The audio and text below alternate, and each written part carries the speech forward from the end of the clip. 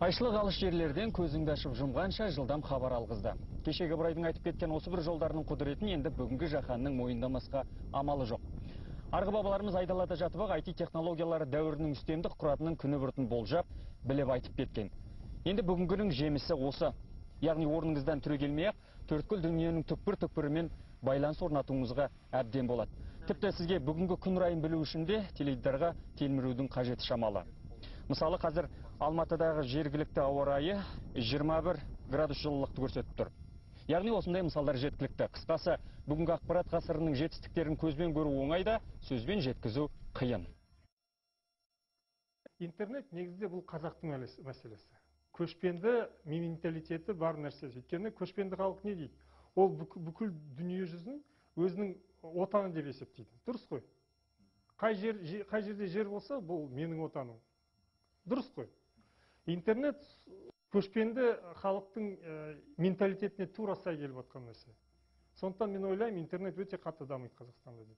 Дамиды дегенімізбен халық отандық интернеттің игілігіне қанып, жемісін жеп жатыр деуге әлі ерте.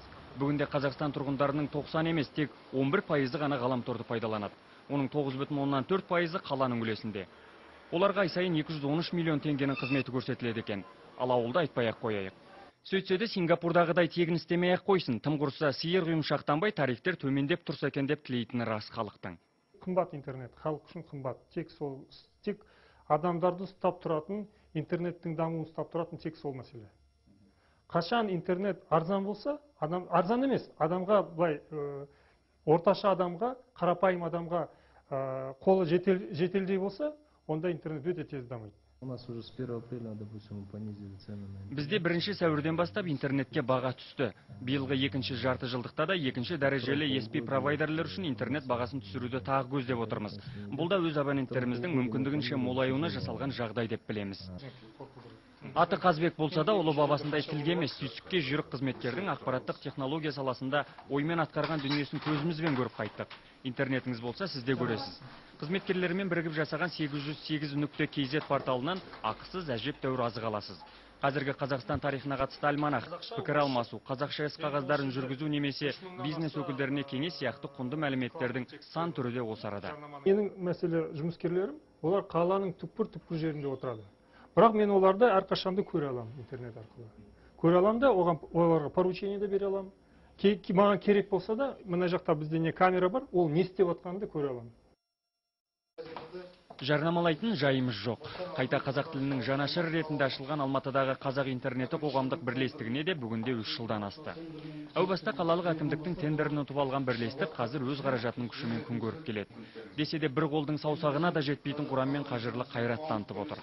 Республикалық түрлі мерзімді басылым материалдарын сұрыптап, жан-жақты ақпараттар мен құнды мәліметтердің бір сайттың бойына топтастырылуы отандық интернеттің аяқ алушы үшін де зор жетістік. Мысалға, видеоматериалдар, аудиоматериалдарды салу үшін интернетте белгілі бір орынның болуы, әрбір мысалға интернетте енді видеоматериалдың ауқымы үлкен ғой. Соны мысалға біз арнайы кішірейтіп, интернет жүйесіне негіздеп, алатын адамдарға жеңіл қылып, әрі оны біздің орналастыратын арнайы техникалық мүмкіншілігіміз де бар қазіргі уақытта. Бірақ әлі де аясы тар жалғыз сайт арқылы мыңмен жалғыз күресу қиын. Қазақшасын қайдам, әйтеуір еліміздің ғаламтор жүйесінде KZ доменіне тіркелгендердің былтырғы саны 16.431 болса, биылғы жыл басынан бері ол 25.000 атауға жетіп үлгеріпті. Отандық сайттар сапырылысқанымен де қазақ тілінде қалаған ақпарат пен шапшаң хат алмасу мүмкіндігінен әлі де қайран болмай тұр. Бұл ретте айналып кеп Ресейдің Mail.ru-нан шыға алмай жатқанымыз шындық. Ушсең руыңмен іш деген сөзді енді кері айналып кесірін тигізіп отыр десек, артық айтқандық емес. Оның үстіне бүгінде жастардың ермегіне айналған небір танысу сайттары мен киімді қажетсінбейтін кейіптерді көзіңді жұмсаң да көресің. Қазір қаптап кетті ғой сайттар. Сол сайттардағы енді сол ұятсыз адамдар, қыздар тыржаланып шешініп, сол суреттерін сосында түсіріп, сондай адамды бұзады бір жағынан. Енді бірақ та осындай тыйым салынып жатыр дейді ғой, дегенмен де сонда да осыған келіп шығарып жатыр да, оған ешқандай тыйым салынбайды.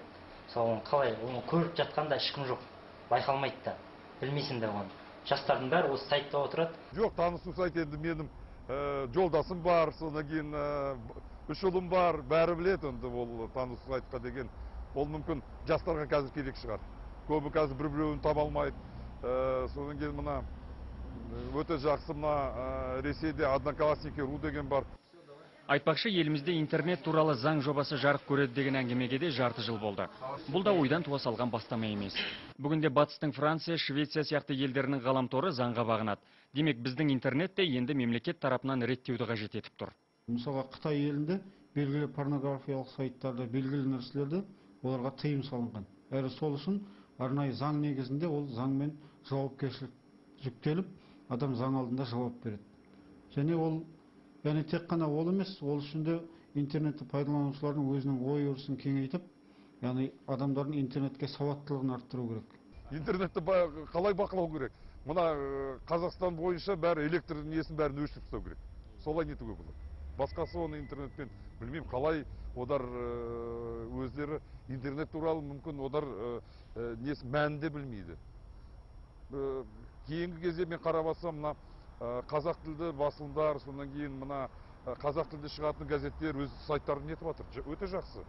Өте жақсыдан шығады. Мәдениет және ақпарат министрлігі мәлімдегендей, жалпы бұл бастама Қазақстанның виртуалды кеңістігіндегі тәртіп пен ережелер жиынтығын бір анықтап алатын кез жетті дегеннен туындаған еді.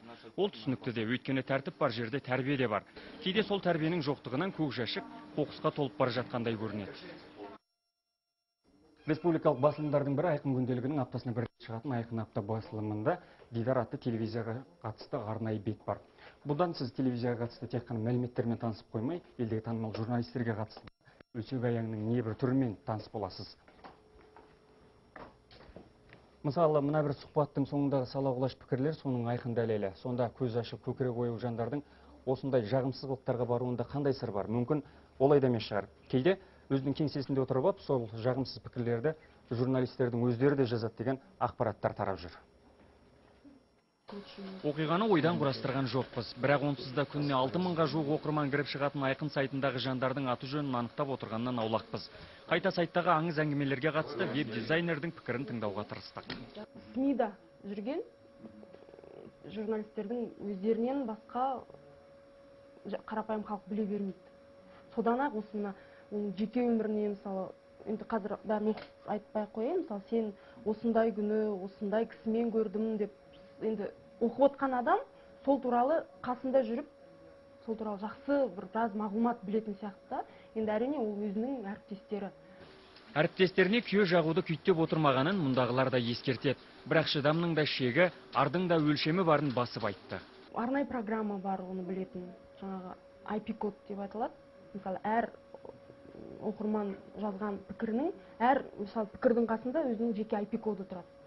Сол IP-код арқылы қай ғимараттан, қай елден, қай мемлекеттен жазып отқанын білуге болады. Мысалы, солай енді тіпті амалым жоғынан кейде сөйтіп біліп жатамыз, енді ол бізге оның керегі шамалы, бірақ кейде өтініш білдіріп, осылай өшіріп тасташы, не болмаса, осындай пікірді кім жазғанын біліп берші деп айтып сұрап жататындар болады.